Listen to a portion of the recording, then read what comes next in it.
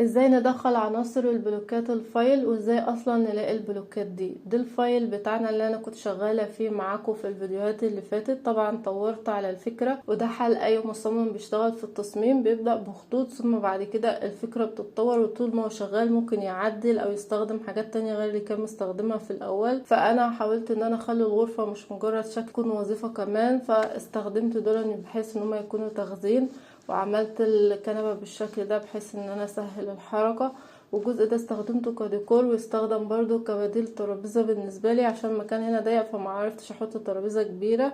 هنا اي حد عايز يشحن الفون بتاعه وفي ايده كوباية شاي او اي شيء يقدر يحطها هنا، وبرضو استخدمها كديكور. اشهر وسيلة اقدر انزل من خلالها بلوكات وتكون برو وجودتها كويسة حاليا هي التليجرام. بنزل التليجرام على البي سي بتاعي او اللابتوب، ثم علشان الاقي قنوات تليجرام باجي على اي جروب في مجموعة من المهندسين وبينزلوا معلومات او تقدر تستشيرهم في شيء، واكتب في البحث قنوات تليجرام، ثم بيظهر لي ناس منزلة لينكات للقنوات ديت. بدخل على اللينكات دي كلها، وبعدين افتح القناة. لو انا مش مشتركة فيها بشترك، وفي الحالة دي بقى بيظهر لي عناصر البلوكات بنزلها من هنا وبتظهر في الداونلود.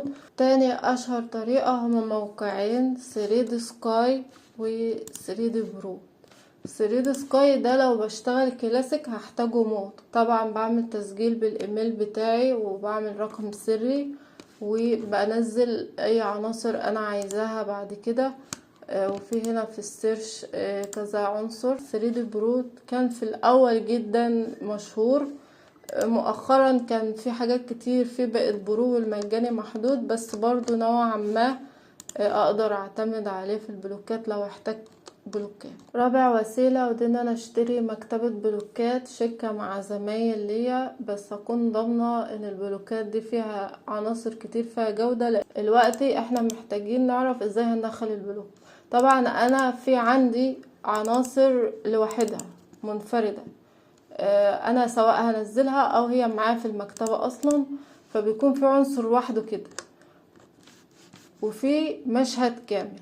اول حاجة العنصر اللي لوحده ده اقدر افك الضغط عنه واسحبه ميرج في قلب الفايل. انا هفتح معاكم مشهد كبير دلوقتي عشان لما تنزلوا مشاهد طبعا مش هنعرف نسحب المشهد كله ونحطه في الفايل، لما على قد كرسي او كنبة او اي شيء اقدر اسحبه واحطه في الفايل. خلينا اوريكم انا بتعامل ازاي مع المشهد الكامل، ثم ازاي بنسحب البلوك سواء بلوك لوحده او بلوك انا جايباه من مشهد كامل. فانا فتحت الفايل ده، هو فتح اهو.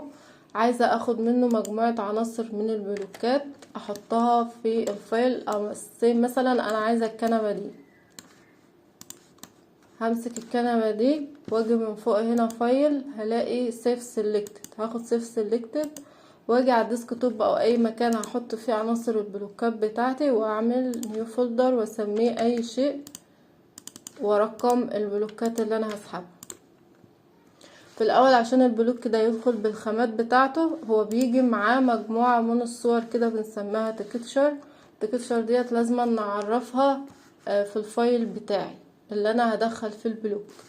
فباخدهم كده، انا بعمل ايه، انا باخدهم كنترول ايه كلهم، واخد كوبي واروح في المسار اللي انا عاملة فيه الفولدر بتاع الفايل. يعني انا هنا مسمية اول حاجة البلوكات اللي هستخدمها في الفايل، ثم ملفات الماكس بتاعتي، ثم الريفرنس، ثم الريندر، ثم التكتشر. التكتشر دي المبات اللي انا هستخدمتها في من خلال البلوكات. فبعمل ايه، مثلا بكتب تكتشر اهو او اي مسمى انا عايز. سميت الفولدر ماب، هاجي فيه واعمل بيست اللي انا عملته كوبي. طبعا انا بحط كل المابات عندي وما يهمنيش ليه، لان انا بعد ما بخلص شغل بضغط الفايل بتاعي بالمابات وامسح الفولدر ده خالص، بحيث ان انا ما ياخدش مساحة عندي في الجهاز. بس في نفس الوقت انا عندي كنبة فمش عارفة هي اي مابات اللي خاصة بالكنبة، بس الفايل كبير فباخد كله ورق دماغ وامسح مثلا فايلات الماكس ده انا مش محتاجاها. بعد ما عملت الملف بتاعي او المسار بتاعي، باجي هنا واجي من كاستمايز واجي من configure project basis واكسترنال فايلز واعمل اد واعمل بيست للمسار بتاعي وادي يوز باس واعمل اوكي وانتر. كده المسار بتاعي اتعرف. كده بقى اقدر ادخل البلوك بتاعي. بدخله ازاي؟ باجي هنا بعمل فايل ومن فايل امبورت وبعمل ميرج.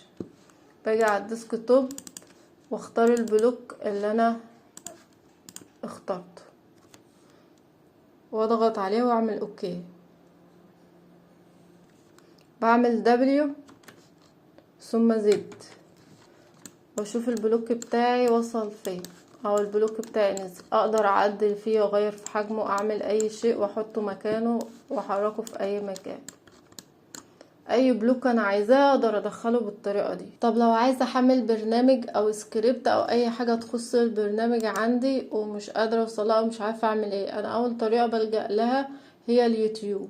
وبعمل مثلا لو عايزه انزل نسخه 3D ماكس 2024 مثلا وتكون مجانيه، وبقوم كاتباها كده باي طريقه ثم اعمل انتر واشوف الفيديوهات. بفتح الفيديو واشوف هل في لينكات ان انا ادون من خلالها البرنامج ولا لا، او قنوات تليجرام. ده اول وسيله.